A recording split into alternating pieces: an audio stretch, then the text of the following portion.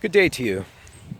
You know, if you put in more money than somebody else for pizza and it arrives and there's one piece left and you're hungry, you're gonna probably get that piece of pizza with everybody going along with it no problem because it's just understood that whoever put in more money is gonna have more of a share of the pizza.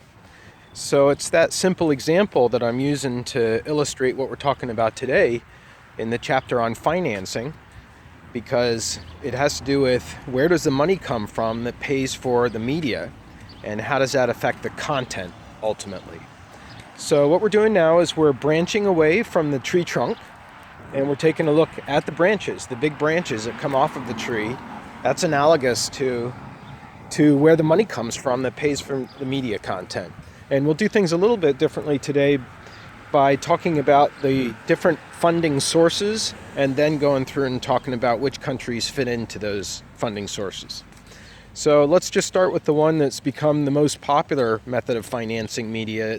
Certainly it's the most common in the US, to the extent that maybe 90% or so of media are funded this way.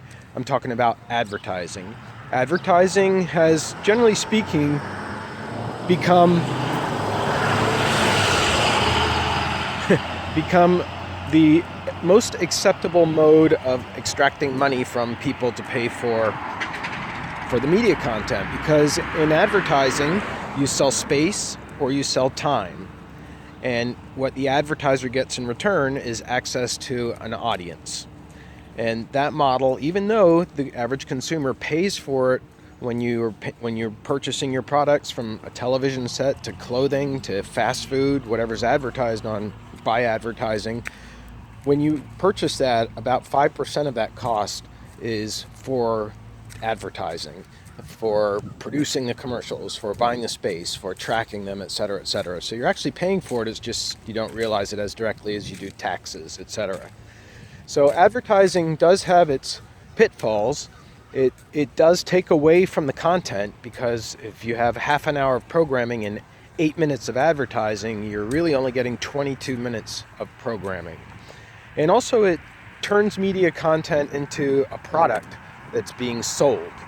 And not necessarily is that always good for people.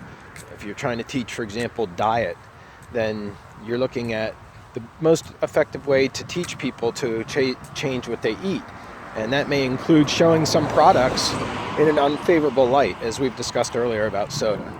So anyway, that's some advertising. Most countries use it, and it does tend to make it look like people have the greatest amount of freedom in how they're paying for media content. The next one that I want to talk about is one that might be new to many of you, and it's called licensing. And specifically, you pay a license fee. And that license fee is paid by people who purchase television sets. And we have that mostly going on in the European countries. When you pay for your TV set, you then have to pay a license fee. And that fee is money collected, just like a dog tag or a driver's license fee. This just happens to be for media, for broadcasting specifically. That money is collected and then it's distributed to the broadcaster so that they don't need to advertise, that they can just rely on that revenue stream to produce the content that they're going to produce.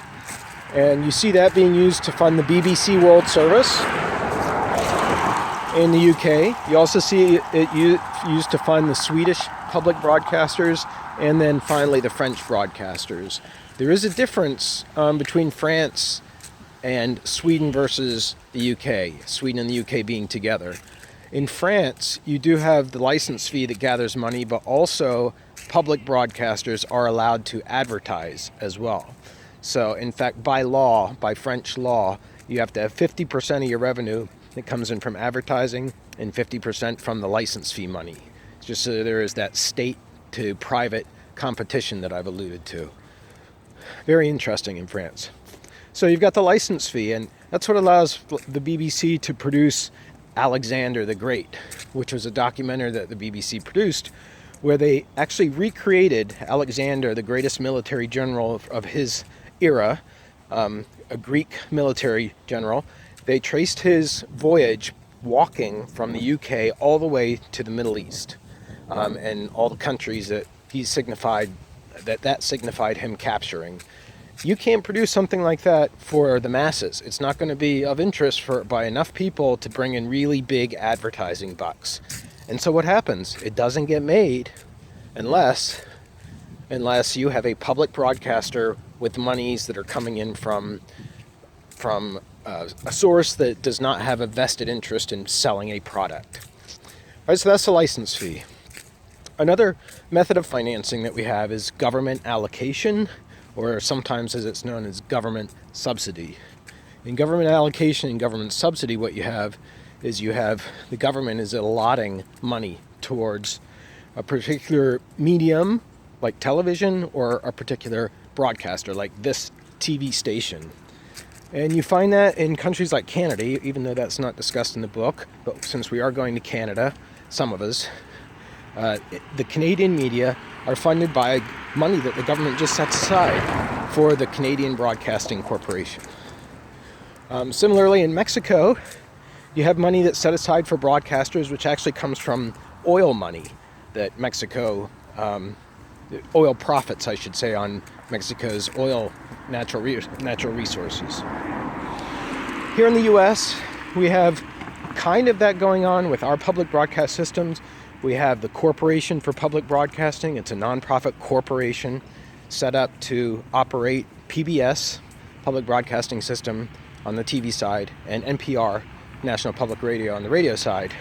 And those individual member stations get to apply for grants from the CPB to fund their programming. So it's government allocation, although it's through a grant process. All right, next up, in terms of ways that media are financed and how that affects the content, is your user fee model. And this is the idea that you should only pay for what you use, which becomes very problematic for cable television when you think about it, because if you have 200 channels, how many of them do you regularly watch? Maybe 5 or 6? And so you're really paying for a lot of channels that you're not using, and so it's not a user fee system. But it is in terms of you pay a monthly cable bill, as you do for your phone. As some people do, like myself, for a newspaper. I get the Pocono Record that I subscribe to. Anything that you're paying per use, it could either be per use or it can be on a subscription basis, where you just billed automatically, or it could be you just pick up a newspaper at a newsstand.